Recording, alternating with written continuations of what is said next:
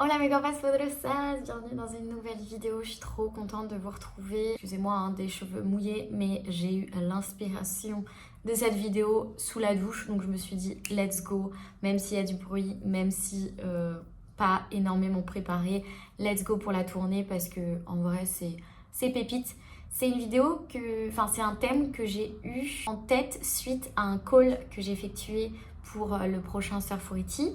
J'ai appelé l'une d'entre vous et on a échangé un petit peu sur sa problématique et en échangeant avec elle, je me suis rendu compte que c'est un sujet en vrai qui revenait assez souvent, qui en vrai dans mes coachings individuels et même pendant les Surfority, c'est des problématiques que j'entends genre tout le temps. Et du coup je me suis dit mais pourquoi pas faire une vidéo. Alors là ce sera pas une vidéo conseil etc. Ce sera plus une vidéo pep talk pour vous remotiver les filles parce que je trouve que c'est n'importe quoi. En vrai, j'ai été ce genre de personne donc je comprends totalement.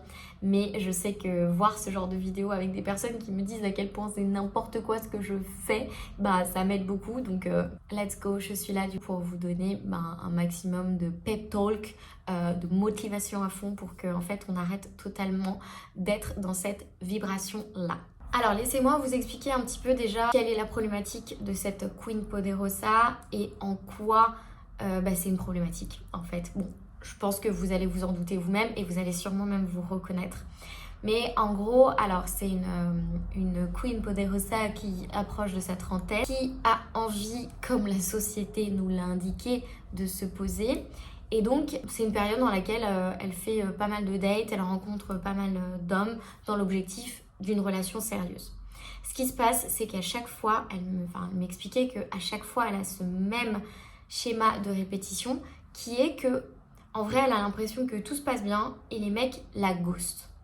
Genre, ils la ghostent au bout de quelques semaines, comme ça, sans prévenir, juste ils répondent plus à ses messages et puis ils disparaissent. Et du coup, en creusant un petit peu avec elle, on a pu se rendre compte qu'elle avait un problème de confiance en elle.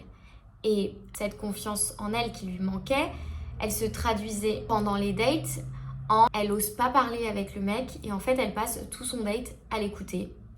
Et à la suite de ça, à la suite du date, elle se dit c'est un mec absolument incroyable, il est trop bien pour moi, c'est génial, j'ai rencontré l'homme de ma vie, c'est super, c'est génial.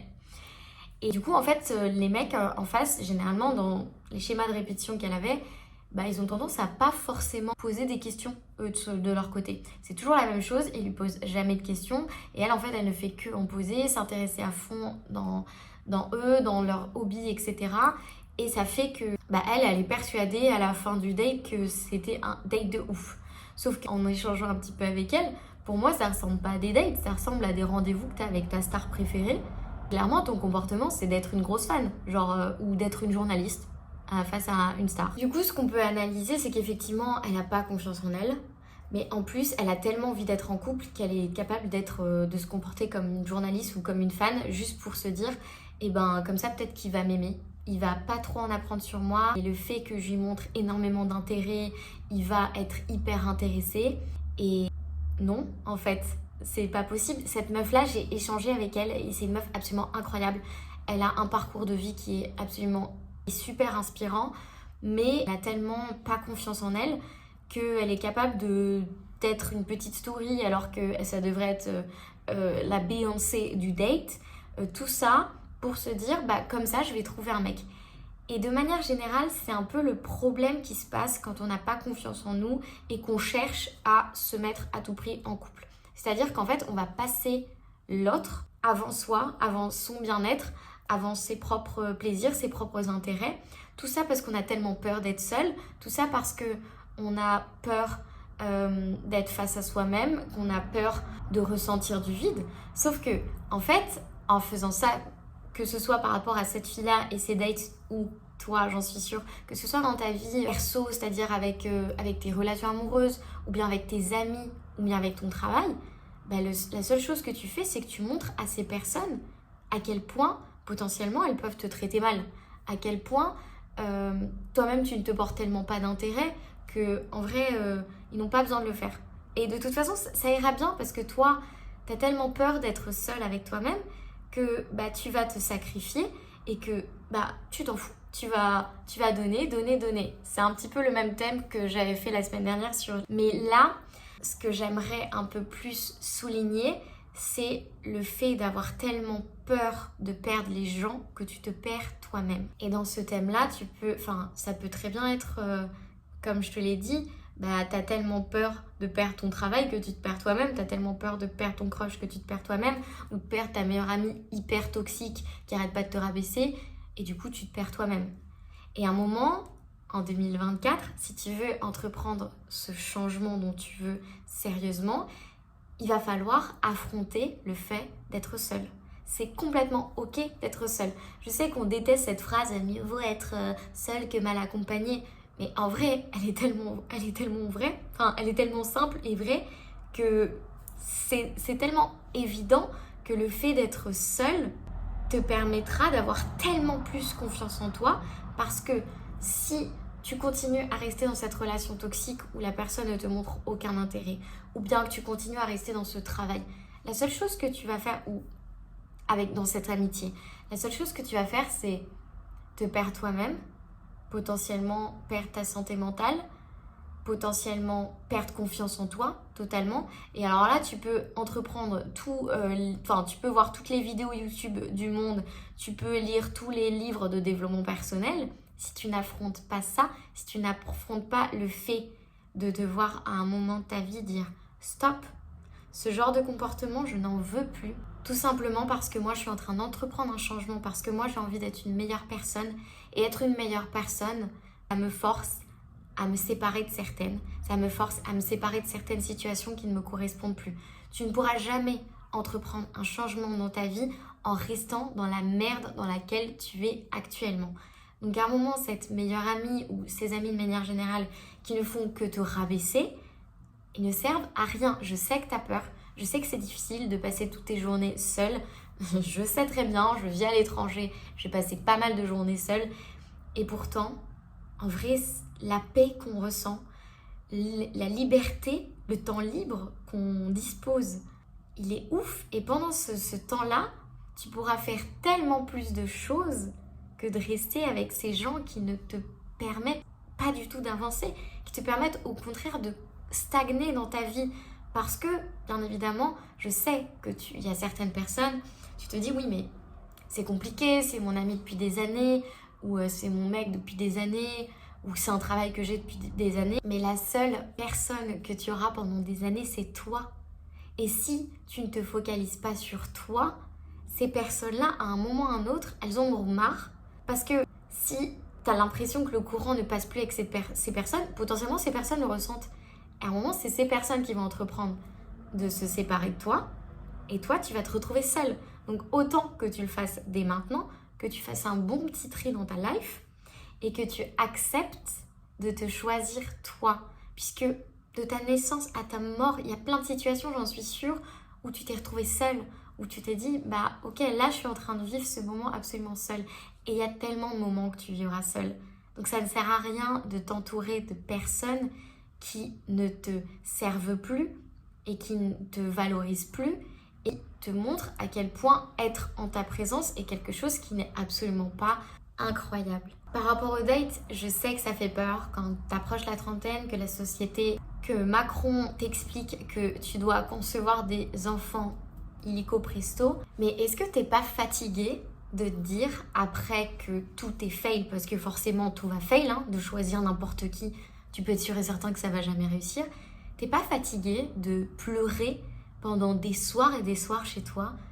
T'es pas fatigué de laisser l'opportunité à quelqu'un qui te connaît depuis quelques semaines de te rabaisser alors que toi t'as vécu des trucs qui s'imaginent même pas? Excuse-moi, mais t'es pas fatigué de te rendre compte au bout de plusieurs mois quand t'en reparles avec ta copine que t'as été un gros clown, encore une fois, de croire que cette histoire, elle pouvait marcher? À un moment, je sais que mon travail, c'est d'être coach et d'aider ces femmes qui sont comme sûrement ta situation à reprendre conscience de leurs valeurs. Mais à un moment, il va falloir arrêter de chouiner, il va falloir arrêter de continuer les mêmes schémas. Si tu veux changer, il faut aussi arrêter de dire que c'est de la faute des hommes. God, que je suis féministe. Mais à un moment, ces hommes-là, si on continue de leur donner l'heure, ils vont continuer. Eux, ils s'en foutent. Eux, c'est un peu... c'est comme les fast-food. Encore une fois, j'adore cet exemple. Mais c'est comme les fast-food. Ils savent qu'ils vendent de la merde. Mais le truc, c'est qu'il y a des gens qui mangent.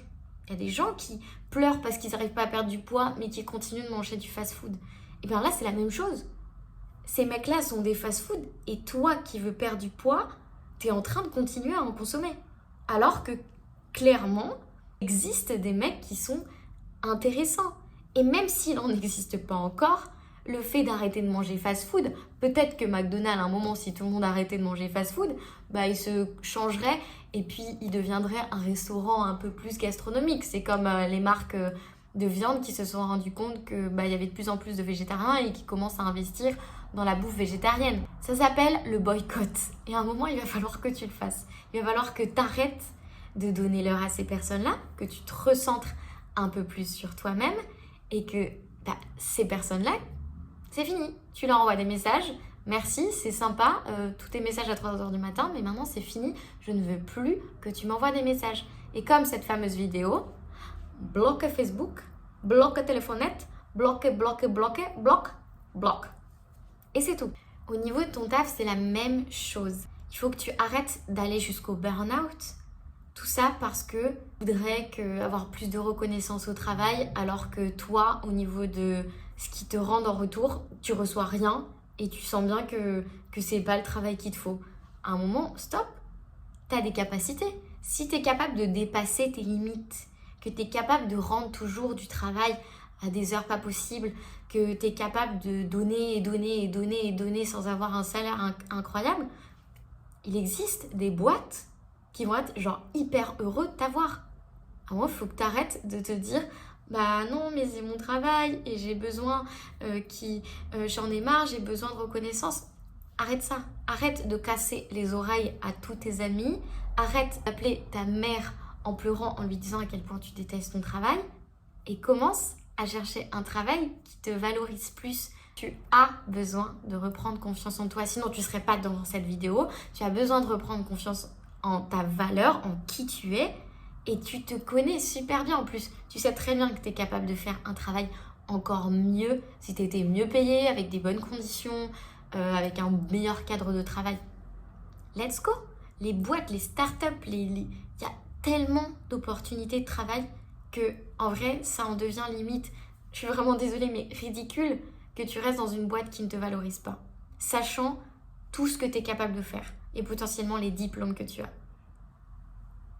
Et alors, concernant les amitiés toxiques, écoute-moi bien Géraldine, à un moment ça suffit. C'est pas parce que tu étais amie avec cette fille au collège ou j'en sais rien que tu es obligée de continuer à être amie avec elle. C'est le propre de l'être humain de changer. Ça veut pas dire que ta meilleure amie ou ton ami de manière générale est devenue une mauvaise personne. C'est juste qu'à un moment, potentiellement, vous n'avez plus les mêmes valeurs et c'est ok. Mais à un moment, tu ne veux pas continuer à rester avec cette amie qui vient te voir juste quand elle a besoin de parler de sa life, comme si tu étais un psy gratuit, et qui n'est absolument pas au courant que tu as chialé pendant des heures la semaine dernière parce qu'en fait, elle n'a jamais cherché à répondre à ton message.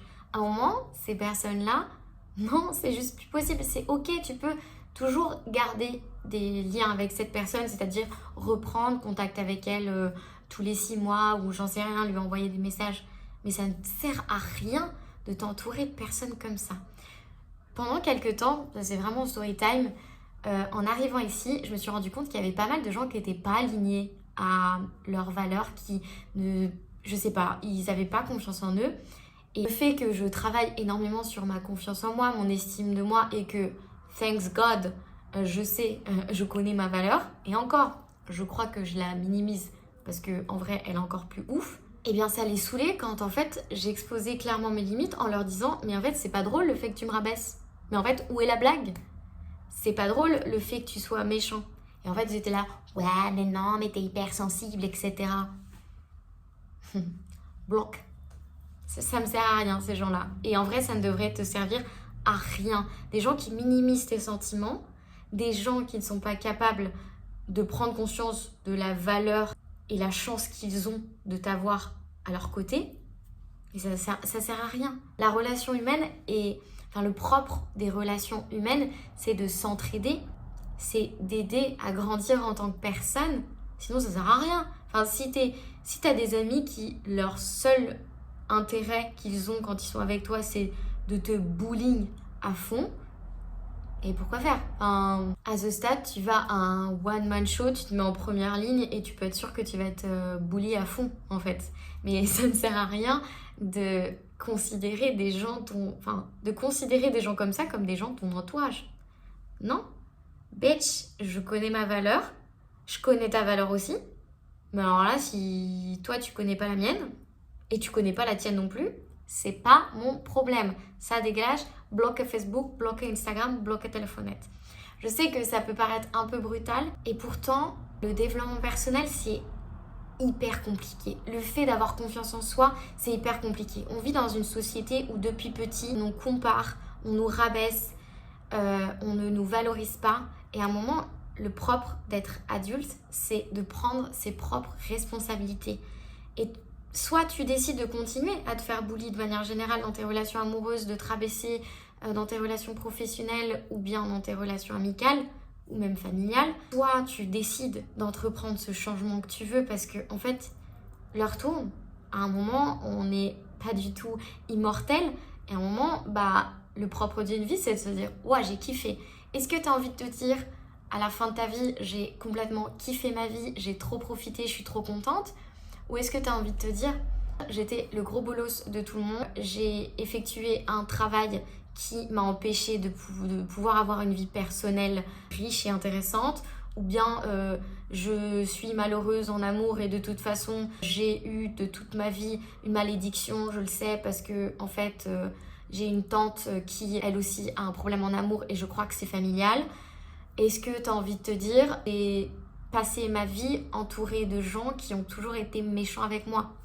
Enfin, en vrai, on décide de sa vie. Bien évidemment, je dis pas que c'est facile, il y a énormément de travail, mais en tout cas, le travail de te choisir toi, c'est sûrement le travail le plus simple que tu auras à faire dans tout le travail de développement personnel, de tout le travail de trouver la confiance en soi et son estime de soi. Donc, let's go, s'il te plaît, ma Queen Poderosa. Je sais très bien, même si toi, personnellement, qui regarde la vidéo, peut-être que je t'ai jamais rencontré et je ne t'ai jamais parlé, mais de manière générale, étant une femme, je sais à quel point les cours des femmes est jamais facile, à quel point notre parcours est souvent semé d'embûches, à quel point il y a toujours des histoires horribles dans les histoires des femmes.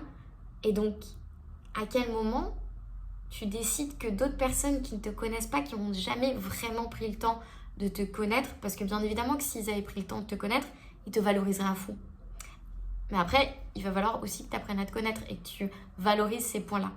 Mais à quel moment tu dis que ces personnes-là ont un droit sur toi, ont un droit sur la valeur que tu peux estimer pour toi-même et à quel point ils ont le droit de décider pour toi, confiance en toi. C'était un rapide pep talk juste parce que en fait j'en peux plus de voir les femmes se rabaisser autant et avoir tellement peur de perdre les gens qu'elles se perdent elles-mêmes. Genre c'est pas possible. En tout cas, j'espère que ma vidéo t'a plu. Si tu apprécies les vidéos que je propose, n'hésite pas à t'abonner. N'hésite pas aussi à mettre un like et commenter, ce serait trop bien et ça me motiverait à fond.